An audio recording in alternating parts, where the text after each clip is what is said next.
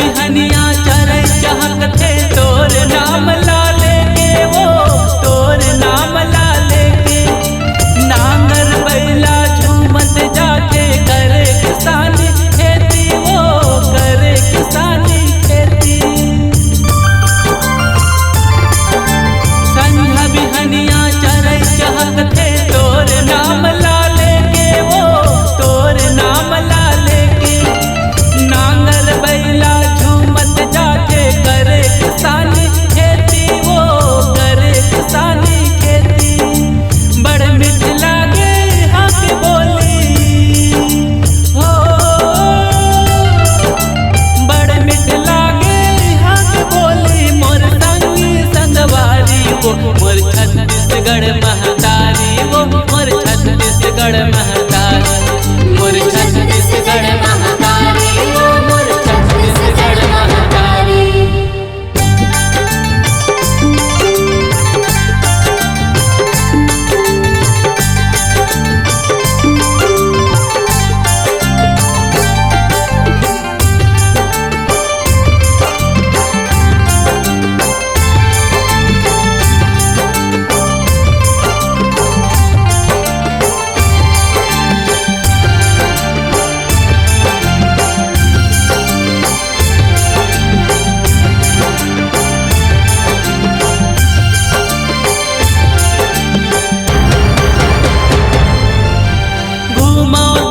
विदेश का संगी लौटा हो छत्तीसगढ़ माँ लौटा हो छत्तीसगढ़ माँ। इहे लहोते परंपरा के सुगाना चाऊ कर्मा सुगाना चाऊ कर्मा।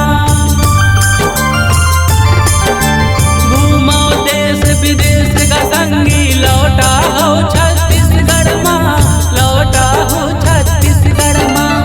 इहे लहोते परंपरा के सुगाना चाऊ कर्मा सुगाना चाऊ कर्मा। परंपरा के चलते जगमा हो